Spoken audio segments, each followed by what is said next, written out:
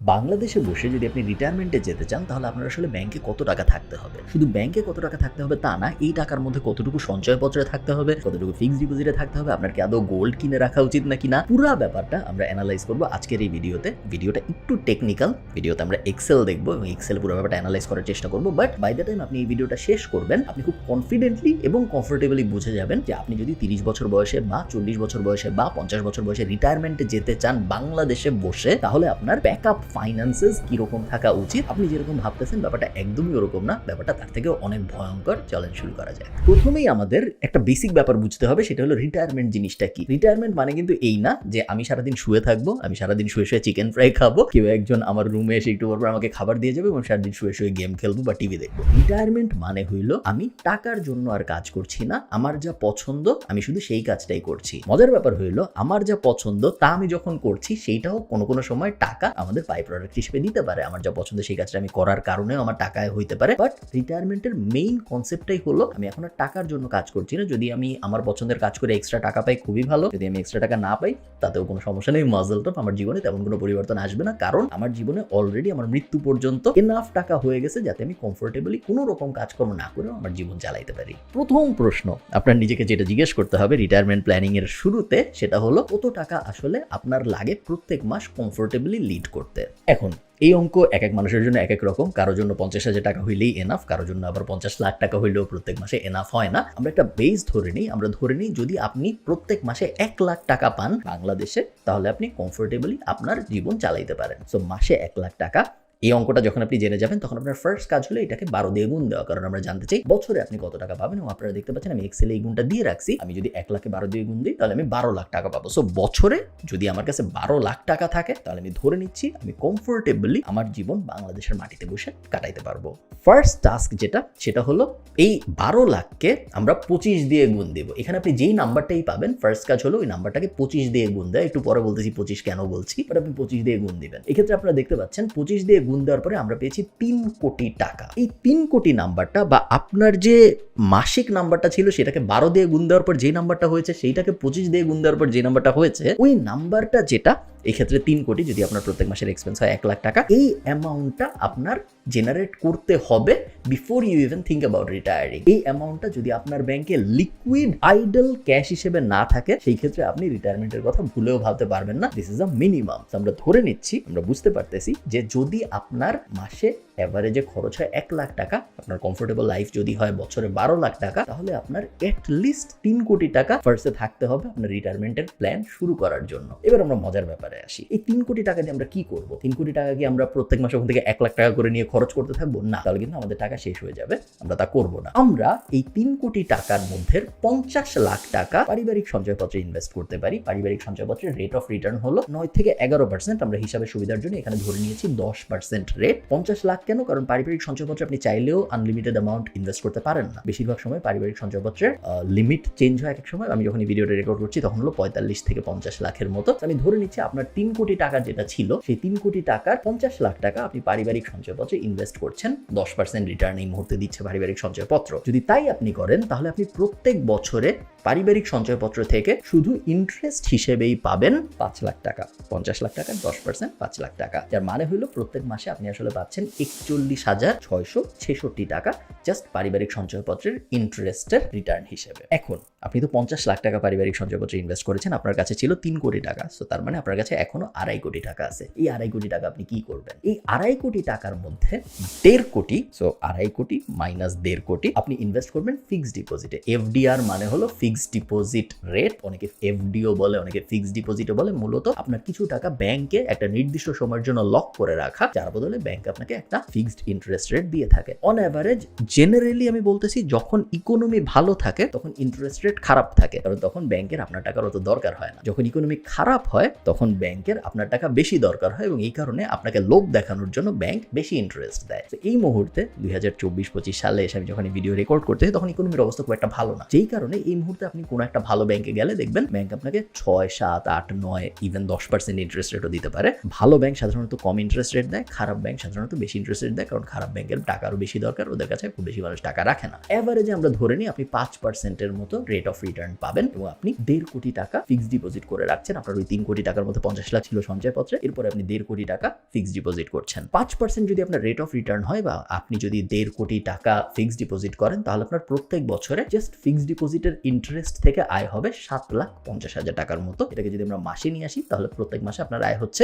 62,500 টাকা। এবং আপনারা বুঝতে পারতেছেন অঙ্কটা এই পর্যন্ত খুবই সিম্পল, আসলে কিন্তু এত সহজ না, একটু পরে আমরা আরো জটিল ব্যাপারে যাবো। বাট আপনি বুঝতে পারতেছেন যে আপনার অলরেডি 1 লাখ টাকা ইন্টারেস্টে আসা শুরু হয়ে গেছে এবং এখনো আপনার হাতে 1 কোটি টাকা এক্সট্রা আছে। আপনি মাত্র 50 লাখ টাকা ইনভেস্ট করেছেন পারিবারিক সঞ্চয়পত্রে এবং আপনি ফিক্সড ডিপোজিটে ইনভেস্ট করেছেন 1.5 কোটি টাকা। সো 2 কোটি টাকা আপনার টোটাল ইনভেস্ট হয়েছে এবং এই 2 কোটি টাকা টোটাল ইনভেস্ট করার কারণে আপনার প্রত্যেক মাসে এভারেজে ইন্টারেস্টের ইনকাম হচ্ছে 1,04,166 টাকা। ডিপেন্ডিং অন আপনি কোন ট্যাক্স ব্র্যাকেটে আছেন, এইটার 10 থেকে 15% সরকার কেটে নিবে উৎসে কর হিসেবে। তো আপনার এই অ্যামাউন্টটা এখানে দেখে মনে হচ্ছে 1,04,166 টাকা, বাট আসলে এটা হয়ে যাবে 90 থেকে 95,000 টাকার আশপাশে। সো এ পর্যন্ত খুবই ভালো। আমাদের হাতে এখনো 1 কোটি টাকা এক্সট্রা আছে। ওই 1 কোটি টাকা কোনো কিছু না করি আমরা দেখতেছি যে আমরা এমন একটা সেট আপ সাজায় ফেলছি যেখানে আমাদের প্রত্যেক মাসে জাস্ট 1 লাখ টাকা ইন্টারেস্ট আসতেছে। এই 1 লাখ টাকা দিয়ে আমাদের জীবন আমরা খুব সুন্দর করে কাটাই ফেলতে পারি, তাই না? এটা মনে হচ্ছে, বাট আসলে ব্যাপারটা একদমই এরকম না। আসলে ব্যাপারটা এর থেকে অনেক ভয়ঙ্কর। এখন বাংলাদেশে এবং পুরো পৃথিবীতেই ইকোনমিতে একটা জিনিস হয়, যে জিনিসটাকে বলে ইনফ্লেশন। ইনফ্লেশন আমরা যদি একদম সহজ করে বোঝার চেষ্টা করি, ইনফ্লেশনের বাংলা হইল গিয়ে মুদ্রাস্ফীতি। টাকার পারচেসিং পাওয়ার যত কমে ওইটার যে অ্যাডজাস্টেড রেট ওটাকে ইনফ্লেশন বলে। আরো সহজ করে যদি আমরা বোঝার চেষ্টা করি, কোনো একটা কিছু আপনার 10 বছর আগে কিনতে যত টাকা লাগতো ভার্সেস আপনার ওই জিনিসটা এখন কিনতে যত টাকা লাগে, এই দুইটার মধ্যে যে পার্সেন্টাইলের ডিফারেন্স, ওই ডিফারেন্সটাকে আপনি ইনফ্লেশন ধরে নিতে পারেন। আপনি ধরে নিতে পারেন যে একটা পটেটো ক্র্যাকার্স কিনতে আমার আগে 10 টাকা লাগতো, এখন আমার ওই same potato cracker same size কিনতে 20 টাকা লাগে। তার মানে হইলো আগে 10 টাকার যে ভ্যালু ছিল এখন 20 টাকার সেই ভ্যালু। তার মানে আমার 100% ইনফ্লেশন হয়েছে এখানে। আমার আগে 1 টাকায় যেটা হইতো, একটা 10 টাকার নোটে যেটা হইতো, এখন আমার 2টা 10 টাকার নোট লাগে একই ব্যাপার করতে, একই বম্বে সুইটস নিতে। সো এই ব্যাপারটাকেই বলে ইনফ্লেশন। বাংলাদেশে ইনফ্লেশনের data Bangladesh bank regularly publish করে। আপনি যদি বাংলাদেশ ব্যাংকের ওয়েবসাইটে যান, আপনারা দেখছেন bb.org.bd তে আমি আছি। এইখানে আমরা দেখতে পাচ্ছি যে প্রত্যেক মাসের inflation rate Bangladesh bank publish করে। ফেব্রুয়ারিতে ইনফ্লেশন ছিল 9.67%, মার্চে ইনফ্লেশন হলো 9.81%। গত বছরের মার্চে, সো 2024 আমি এই ভিডিও রেকর্ড করছি, এখন 9.81%, প্রায় 10% ইনফ্লেশন রেট। গত বছরে ছিল 9.33%।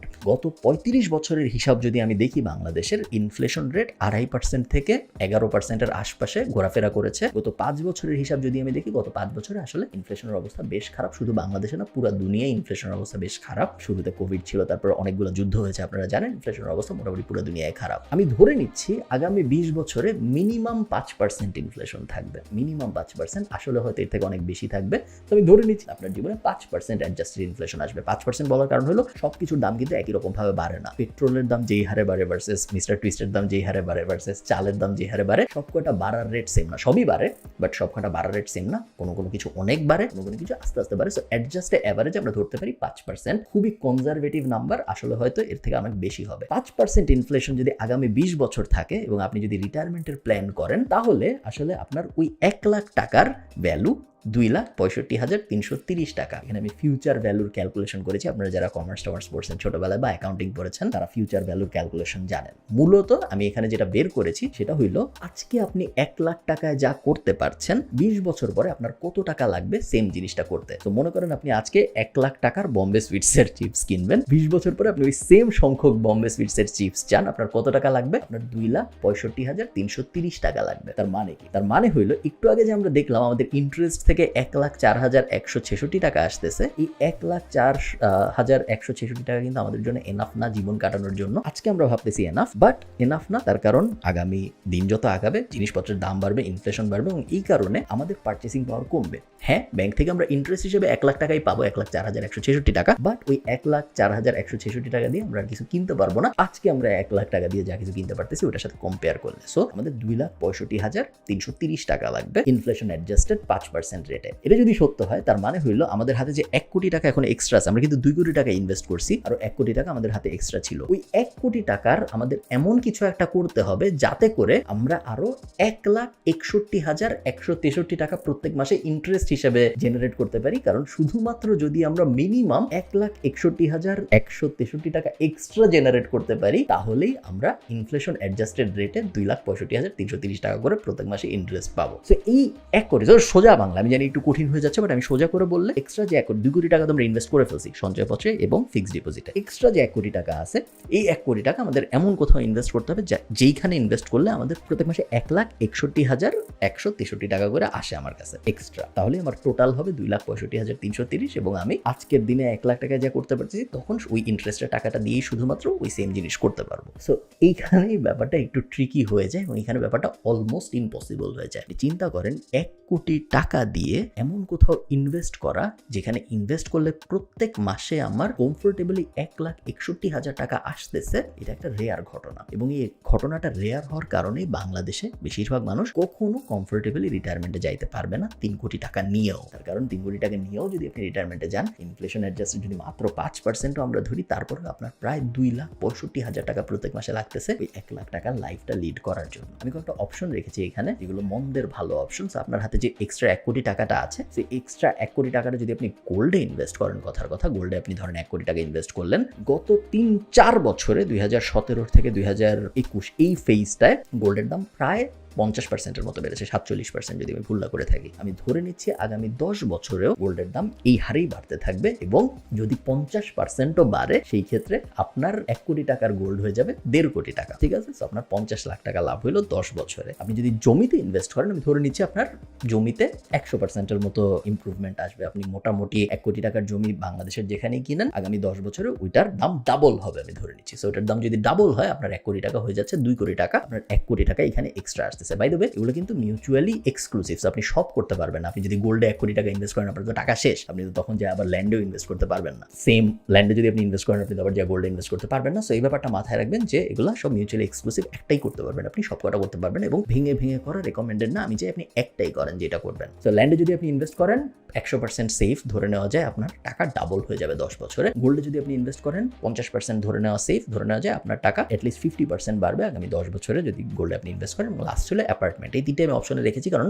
স্টক মার্কেট আমার মনে হয়নি 10 বছরে খুব ফিজিবল রেজাল্ট দিবে 1 কোটি টাকায়, স্পেশালি কনসিডারিং বাংলাদেশের স্টক মার্কেট খুবই ভলাটাইল এবং এর বাইরে যত ইনভেস্টমেন্ট আছে ক্রিপ্টো, স্পেকুলেশন, হাবিজাবি, ওগুলো সব আমি বাদ রেখেছি তার কারণ ওগুলা এর থেকে অনেক বেশি রিস্কি। অ্যাপার্টমেন্টে যদি আপনি ইনভেস্ট করেন, অ্যাপার্টমেন্ট আপনাকে 2,30,00,000 টাকা বানায় দিবে আপনার 1 কোটি টাকাকে। কিভাবে? তার কারণ আপনার অ্যাপার্টমেন্টের 10 বছর আপনি ভাড়া দিবেন অ্যাপার্টমেন্টটা। তো 10 বছরে আপনি যদি 25,000 টাকা করেও ভাড়া দেন, আপনি 10 বছর গুণ 12 120 মাস, 120 মাসকে যদি আপনি 25 দিয়ে গুণ দেন আপনি একটা অ্যামাউন্ট পাবেন। প্লাস এই 10 বছরে আপনার ওই অ্যাপার্টমেন্টের ভ্যালুও বাড়বে। অ্যাপার্টমেন্ট আপনি কিনছিলেন 10 বছর আগে এত টাকা দিয়ে, আমি ধরে নিচ্ছি 10 বছর পরে আপনার অ্যাপার্টমেন্টের ভ্যালুও বাড়বে। সো রেন্ট 10 বছরে আপনি যে ভাড়া পাইলেন বাড়িওয়ালা হিসেবে, প্লাস ওই অ্যাপার্টমেন্টের ভ্যালু যে 10 বছরে বাড়লো, এই দুইটা মিলে আমি আপনাকে প্রায় 130%-এর মতো একটা ইমপ্রুভমেন্ট দিয়েছি। আপনার 1 কোটি টাকা হয়ে গেছে 2,30,00,000 টাকা 10 বছর পরে। যে এই হিসাব যদি সত্য হয়, এই পুরা ব্যাপারটা যদি এভাবে আপনি মিলাইতে পারেন, শুধুমাত্র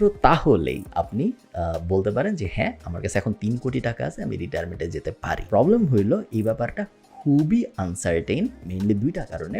একটা কারণ হলো ইনফ্লেশনের অ্যাডজাস্টমেন্টটা ফেয়ার না। 5% ইনফ্লেশন আমরা বলতেছি আছে এখন, বাট সবসময় 5% ইনফ্লেশন থাকবে না। ইনফ্লেশন সাধারণত বাড়বেই মনে হচ্ছে এই মুহূর্তে ইকোনমির অবস্থা দেখে। যত ইনফ্লেশন বাড়বে তত চক্রবৃদ্ধি হারে আপনার the amount of money unit, আপনার কত টাকা লাগবে প্রত্যেক মাস কাটানোর জন্য, ওইটা চক্রবৃদ্ধি হারে বাড়তে থাকবে এবং আপনি কখনোই ইনভেস্টমেন্ট দিয়ে ওটা কুলাইতে পারবেন না, কোনোভাবেই সম্ভব না। তো এটা যদি সত্য হয় তাহলে আমাদের হাতে অপশনটা কি এটা বোঝার আগে আমরা এই পুরো ক্যালকুলেশনটা, যদি আপনার মান্থলি গোল হইতো 50,000 টাকা তাহলে আপনি কিভাবে করতেন এটা একটু বুঝে নেই। আচ্ছা, সেম ক্যালকুলেশন, বাট আমরা এবার করব ধরে নিয়ে যে প্রত্যেক মাসে 50,000 টাকা হইলেই আপনার জন্য এনাফ আপনার প্রত্যেক মাসে 1 লাখ টাকা দরকার নাই জীবন কাটানোর জন্য। এটা যদি সত্যি হয়, সেম ক্যালকুলেশন আমরা শুরু করব। প্রথমে আমরা 50,000কে 12 দিয়ে গুণ দিব, আমরা পেলাম 6 লাখ টাকা। সো বছরে আপনার 6 লাখ টাকা লাগতেছে। 6 লাখকে আমরা এখন 25 দিয়ে গুণ দিব, তাহলে আমরা পাচ্ছি 1.5 কোটি টাকা। সো আপনার 1.5 কোটি টাকা হইলেই জীবন এনাফ সুন্দর মতো কাটাই দিতে পারবেন বলে মনে হচ্ছে, যদি 1.5 কোটি টাকা ব্যাংকে সেফ থাকে।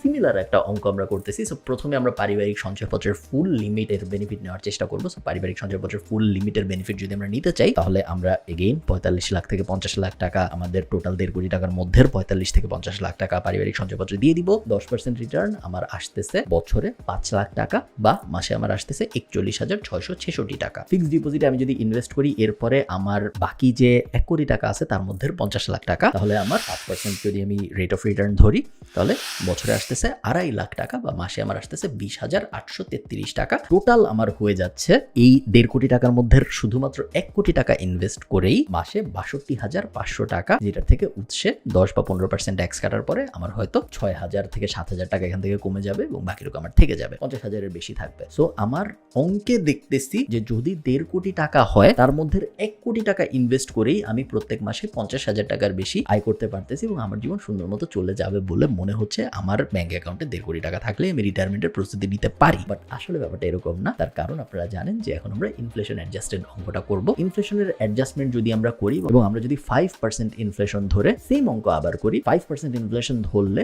আগামী 20 বছর পরে যে আপনি আজকে 50,000 টাকায় যা করতে পারতেছেন, সেম জিনিস করতে আপনার লাগবে 1,32,665 টাকা। 1,32,665 টাকা আপনার তো এই মুহূর্তে জেনারেট হচ্ছে না, আপনার জেনারেট হচ্ছে 62,500 টাকা। তার মানে আপনি নেগেটিভে আছেন 70,000 টাকার একটু বেশি। তো আপনার আর যে 50 লাখ টাকা ছিল, এই 50 লাখ টাকা দিয়ে আপনার এমন কিছু করতে হবে যাতে প্রত্যেক মাসে এটলিস্ট 70,000 টাকা এক্সট্রা আসে, যাতে করে আপনার ওই নেগেটিভ পজিটিভ মিলে আপনি নিউট্রালে যাইতে পারেন। আমাদের হাতে অপশন কি কি? এগেইন আমরা সেম 3টা অপশনের দিকে তাকাবো। আমরা যদি গোল্ডের দিকে তাকাই, গোল্ডে আমি যদি 50 লাখ টাকা ইনভেস্ট করি, ধরে নিচ্ছি আমি গোল্ডে আমাকে 50% রিটার্ন দিবে মিনিমাম আগামী 10 বছরে, সেম আগের অঙ্ক, এবং আমার ওই 50 লাখ টাকা হয়ে যাবে 75 লাখ টাকা আগামী 10 বছরের ভিতরে। ল্যান্ড আমার ওই 50 লাখ টাকা হয়ে যাবে 1 কোটি টাকা, 100% ইমপ্রুভমেন্ট হবে আমি ধরে নিচ্ছি, এবং অ্যাপার্টমেন্টের ক্ষেত্রে একটু বেশি হবে, কারণ অ্যাপার্টমেন্ট আগামী 10 বছর আমাকে ভাড়াও দিবে। সো 50 লাখ টাকা আমার হয়ে যাচ্ছে 1,24 লাখ টাকা। যেটাই হোক, এটার মধ্যে আপনি যেটাই ইনভেস্ট করেন, 50,000 টাকার হিসাবে করেন বা 1 লাখ টাকার হিসাবে করেন, এই হিসাবে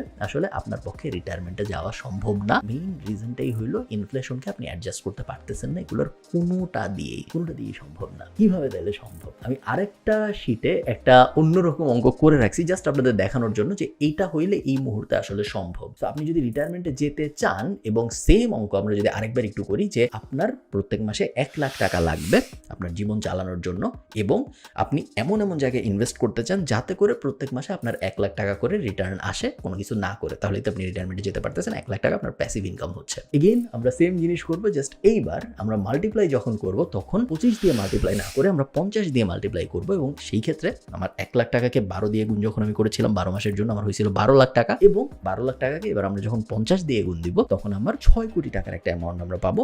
এবং এই মুহূর্তে ইকোনমির অবস্থা দেখে, পারিপার্শ্বিক অবস্থা দেখে, ইনফ্লেশনের অবস্থা দেখে, সব কিছু দেখে এই মুহূর্তে 2024 সালে মনে হচ্ছে আপনার কাছে যদি 6 কোটি টাকা থাকে, তাহলে আপনি প্রত্যেক মাসে 1 লাখ টাকার লাইফস্টাইলের একটা লাইফ কাটাইতে পারবেন। এই মুহূর্তে এটা মনে হচ্ছে এটা চেঞ্জ হয়ে যাইতে পারে। আপনারা দেখেন 6 কোটি টাকা হলে কি হয়। বাই দ্য ওয়ে 25 এবং 50-এর যে ব্যাপারটা, এটা আসছে তার কারণ ইন্টারন্যাশনালি একটা মুভমেন্ট আছে, যে মুভমেন্টটার নাম হলো fire movement, FIRE, financial independence retire early. ওই মুভমেন্টটা বাংলাদেশের ক্ষেত্রে আমাদের একটু মডিফাই করে নিতে হচ্ছে, কারণ 25-এর রুলটা বাংলাদেশে অ্যাপ্লিকেবল না। আপনারা দেখতেই পারলেন যে বাংলাদেশের ইনফ্লেশনকেও আমরা বিট করতে পারতেছি না ওই 25-এর রুল দিয়ে। আমাদের ডাবল করে নিতে হচ্ছে, আমরা 50-এ চলে যাচ্ছি। 50-এ যদি আমি যাই, আমার যদি 6 কোটি টাকা থাকে আমার ব্যাংকে, সেই ক্ষেত্রে আমি ওই 6 কোটি টাকা দিয়ে কি করব? 6 কোটি টাকার মধ্যে সেম 50 লাখ টাকা আমি সঞ্চয়পত্রে ইনভেস্ট করতেছি, কারণ চাইলেও আমি বেশি করতে পারবো না, যেটা আমাকে প্রত্যেক মাসে 41,666 টাকা করে ইন্টারেস্ট দিচ্ছে।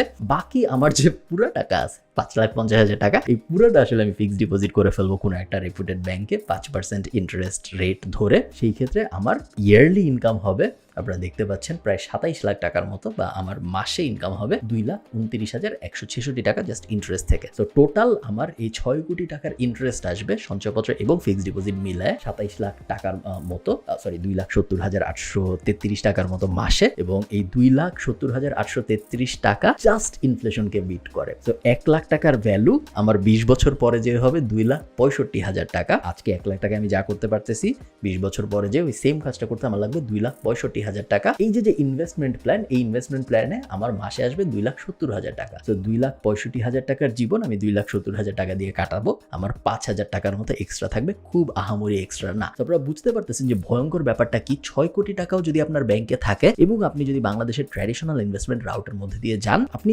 বেয়ারলি ব্রেক ইভেন, আপনার মাত্র 5,000 টাকা এক্সট্রা থাকবে আপনি যদি একদম ট্র্যাডিশনাল এই পুরা আমাদের ইনভেস্টমেন্ট সিস্টেমের ভিতর দিয়ে যান। সলিউশনটা তাহলে কি? সলিউশন দুইটা। এক নম্বর সলিউশন হলো 6 কোটি টাকা বা এর অধিক আপনার লাগবে ইনভেস্টেড। এই টাকা কিন্তু আপনি আপনার জীবনে ব্যবহার করতেছেন না। আপনি একটা গাড়ি কিনবেন, এখান থেকে 50 লাখ টাকা নিয়ে নিলেন, এরকম না। এই 6 কোটি টাকা আপনার আইডল লাগবে, যার পুরাটাই আপনি ইনভেস্ট করে রাখবেন এবং এই ইনভেস্টমেন্টের রিটার্ন থেকে আপনার জীবন চলবে। প্রিন্সিপালে আপনি কখনোই হাত দিবেন না আপনার শেষ বয়স আসার আগ পর্যন্ত। Rule number 1। রুল নাম্বার 2 হলো 6 কোটি টাকার জায়গায় আপনি যত বেশি এই অঙ্কটা বাড়াইতে পারবেন তত আপনার জীবন কমফোর্টেবল হবে। 6 কোটি টাকার জায়গায় যদি আপনি 12 কোটি আয় করতে পারেন, 12 কোটি যদি আপনার লিকুইড আইডল অ্যাসেট হিসেবে থাকে, in liquid cash, not like আপনার স্টক মার্কেট আছে এরকম না বা বাড়ির মধ্যে আছে এরকম না, লিকুইড ক্যাশ হিসেবে যদি আপনার 12 কোটি টাকা থেকে থাকে, আপনি খুব কমফোর্টেবলি 2 লাখ টাকা পার মান্থের একটা জীবন বাংলাদেশে কাটাইতে পারবেন অ্যাজ আ রিটায়ার্ড সিটিজেন। এবং এটা আপনি বাড়াইতে পারেন না। 12 কোটির জায়গায় যদি আপনার 24 কোটি থাকে তাহলে আপনি 4 লাখ টাকার একটা কমফোর্টেবল লাইফ কাটাইতে পারবেন। আপনার যদি 48 কোটি থাকে তাহলে 8 লাখ। আপনারা বুঝতে পারতেছেন যে আপনার উইকিং নিয়ম অঙ্ক আগাইতে পারেন। এই দুটো হলো আপনার অপশন। একটা থার্ড অপশন আছে যেটা একটু রিস্কি।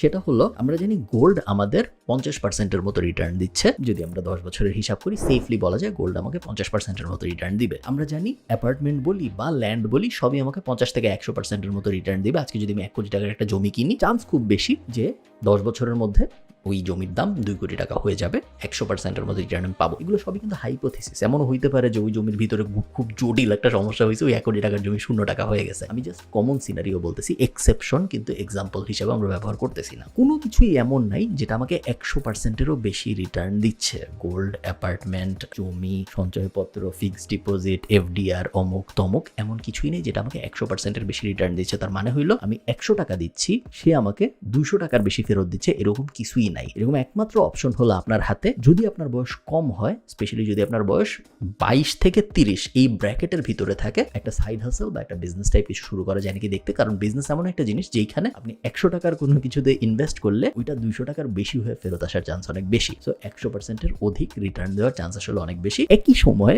ওই 100 টাকাও চলে যাওয়ার চান্স অনেক বেশি। তো রিস্ক এবং রিওয়ার্ডের একটা ব্যাপার আছে যেটা আপনার মাথায় রাখতে হবে। জানি এই ভিডিওটা একটু জটিল, আমি চেষ্টা করেছি সহজ করে বোঝাইতে, বাট আমার ধারণা তারপরেও অনেক জটিল হয়ে গেছে। বাট আমি আপনাদের একটু ক্ল্যারিটি দিতে চেয়েছিলাম যে অনেকেই বলে যে ভাই আমি রিটায়ারমেন্টে যেতে চাই, আমি দুনিয়া ঘুরতে চাই, আমি আর এত কাজকর্ম করতে চাই না, আমি অফিসে সারাদিন কাজ করে আমার ভালো লাগে না। আমার আসলে পুরো প্ল্যানটা কিরকম হওয়া উচিত? আপনার পুরো প্ল্যানটা এক্স্যাক্টলি এরকম হওয়া উচিত। এবং এই প্ল্যানে যদি আপনি আসতে না পারেন, যদি আপনার কাছে একটা ক্লিয়ার রাস্তা না থাকে যেই রাস্তায় আপনি 6 কোটি টাকা পর্যন্ত পৌঁছাবেন আইডল মানি হিসেবে আপনার ব্যাংকে, সেই ক্ষেত্রে আপনি যাই করতেছেন ওইটা আপনাকে কখনো রিটায়ারমেন্ট দিবে না। তো আপনি যদি এমন কিছু করে থাকেন আপনার জীবনে এই মুহূর্তে যেইটা আপনাকে একটা ক্লিয়ার রাস্তা দেখাচ্ছে না যে এই কাজটা যদি আমি করতে থাকি তাহলে এক সময় যে আমার বয়স যখন 40 হবে তখন আমার ব্যাংকে 6 কোটি টাকা থাকবে, এই জিনিসটা যদি আপনি না দেখেন তাহলে আপনি যা করতেছেন ওটা আপনাকে খুব ক্লিয়ার কোনো রিটায়ারমেন্ট দিবে বলে আমার মনে হয় না। এটা বোঝানোর জন্যই আমি এই অঙ্কগুলো ব্যবহার করলাম। ভালো থাকেন সবাই।